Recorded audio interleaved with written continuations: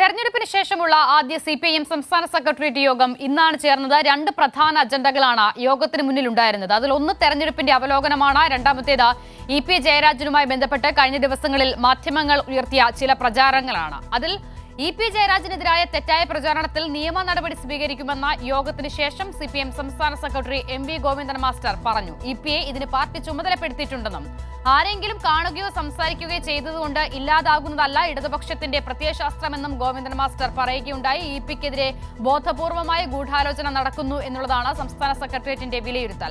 അതേസമയം തന്നെ തെരഞ്ഞെടുപ്പിലേക്ക് വരുമ്പോൾ LDF-ന് മികച്ച വിജയം നേടാനാകുന്ന രാഷ്ട്രീയ സാഹചര്യം കേരളത്തിലുണ്ട്. പോളിംഗ് ശതമാനം ചിലയിടത്ത് കുറഞ്ഞിട്ടുണ്ടെങ്കിലും അത് ഇടതിന് അനുകൂലമാകും എന്നും സിപിഐഎം സംസ്ഥാന സെക്രട്ടേറിയറ്റ് വിലയിരുത്തുകയാണ്. എന്തായാലും സമഗ്ര വിവരങ്ങൾ നോക്കാം. സെക്രട്ടേറിയറ്റ് യോഗത്തിന്റെ എസ് ഷീജ തയ്യാറാക്കിയ റിപ്പോർട്ടിലേക്ക്. ഇന്ന് തിരുവനന്തപുരത്ത് ചേർന്ന സിപിഐഎമ്മിന്റെ സംസ്ഥാന സെക്രട്ടേറിയറ്റ് യോഗം പ്രധാനമായും രണ്ട് വിഷയങ്ങളാണ് ചർച്ച ചെയ്തത്. അതിൽ ഏറ്റവും പ്രധാനപ്പെട്ടത് ഇ.പി. ജയരാജനുമായി ബന്ധപ്പെട്ടുള്ള വിഷയമാണ്. പ്രത്യേകിച്ചും മാധ്യമങ്ങളൊക്കെ വലിയ തോതിൽ ആഘോഷിച്ച ഒരു വാർത്ത കൂടിയാണ്. ഇന്നത്തെ ഈ സെക്രട്ടേറിയറ്റ് യോഗത്തിൽ ഇ.പി. ജയരാജനെ LDF കൺവീനർ സ്ഥാനത്ത് നിന്ന് മാറ്റും എന്നതടക്കമുള്ള തരത്തിലായിരുന്നു വാർത്തകൾ പ്രചരിച്ചിട്ടുണ്ടായിരുന്നത്. പക്ഷേ അത്തരത്തിൽ പ്രചരിച്ച വാർത്തകളൊക്കെ തെറ്റാണ് എന്നുള്ള കാര്യമാണ് ഇ.പി. ജയരാജൻ വിഷയത്തിൽ സിപിഐഎം സംസ്ഥാന സെക്രട്ടറി എം.വി. ഗോവിന്ദൻ മാസ്റ്റർ വ്യക്തമാക്കിയത്. ഇതിൽ അദ്ദേഹം പ്രധാനമായും എടുത്തു പറഞ്ഞ കാര്യങ്ങൾ ഇതാണ്. ഒന്ന്, തങ്ങൾക്ക് രാഷ്ട്രീയ വിരോധമുള്ളവരാണെങ്കിൽ പോലും അത്തരത്തിൽ ഉള്ള ഏതെങ്കിലും ആൾക്കാരെ കാണുകയോ സംസാരിക്കുകയോ ചെയ്താൽ എങ്ങനെയാണ് കമ്മ്യൂണിസ്റ്റ് പ്രത്യയശാസ്ത്രം ഇല്ലാതാകുന്നത് എന്നുള്ള കാര്യമാണ് അദ്ദേഹം ചോദിച്ചത്. ഇതിൽ ഇ.പി. ജയരാജൻ തന്നെ കാര്യങ്ങൾ ഒക്കെ വിശദീകരിച്ചിട്ടുണ്ട്. അതുകൊണ്ട് തന്നെ ഈ വിഷയവുമായി ബന്ധപ്പെട്ട് നിയമപരമായി മുന്നോട്ട് പോകുക എന്നുള്ളതാണ് പാർട്ടി തീരുമാനിച്ചിട്ടുള്ളത്. ഇതിന് ഇ.പി. ജയരാജനെ ചുമതലപ്പെടുത്തി എന്നുള്ള കാര്യവും പാർട്ടി സംസ്ഥാന സെക്രട്ടറി എം.വി. ഗോവിന്ദൻ മാസ്റ്റർ വ്യക്തമാക്കി. രാഷ്ട്രീയ എതിരാളികളെ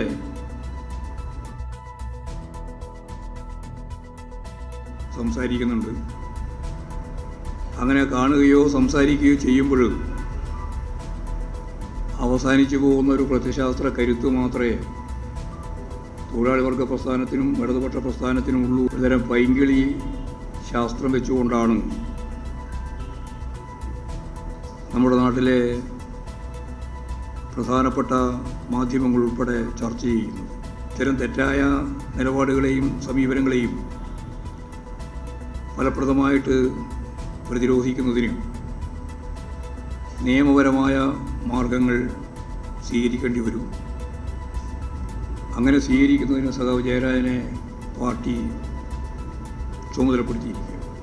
അതോടൊപ്പം തന്നെ മറ്റൊരു വിഷയം ഇന്നത്തെ സിപിഐഎം സംസ്ഥാന സെക്രട്ടേറിയറ്റ് യോഗം ചർച്ച ചെയ്തതിൽ എടുത്തു പറയേണ്ടത് ഇപ്പോഴത്തെ തെരഞ്ഞെടുപ്പ് വിഷയം തന്നെയാണ്. ഈ തെരഞ്ഞെടുപ്പുമായി ബന്ധപ്പെട്ട് വലിയ ഭൂരിപക്ഷത്തിൽ ഇടതുപക്ഷം വിജയിക്കും എന്നുള്ളൊരു പ്രതീക്ഷ തന്നെയാണ് അദ്ദേഹം പങ്കുവച്ചത്.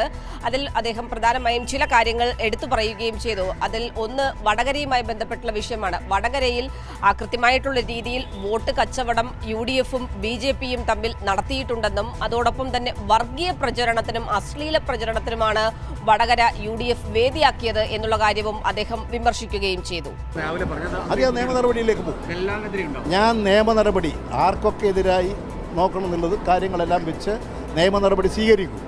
ഇത്തരത്തിലുള്ള സംഭവങ്ങളുടെ പശ്ചാത്തലത്തിലും പക്ഷേ വടകരയിലും തൃശ്ശൂരിലും ഉൾപ്പെടെ വിജയിച്ചു കയറുന്ന ഒരു സാഹചര്യത്തിലേക്കാണ് കാര്യങ്ങൾ എത്തുന്നത്. അതുകൊണ്ട് തന്നെ ഈ തെരഞ്ഞെടുപ്പുമായി ബന്ധപ്പെട്ട് കൃത്യമായി ഒരു ആത്മവിശ്വാസം അത് പാർട്ടിക്കുണ്ട്, ഇടതുപക്ഷത്തിനുണ്ട്. കേന്ദ്രത്തിൽ BJP ഇല്ലാതാകുന്ന ഒരു സ്ഥിതിയിലേക്കായിരിക്കും കാര്യങ്ങൾ നീങ്ങുക എന്നുകൂടിയാണ് അദ്ദേഹം പറഞ്ഞു വെച്ചത്.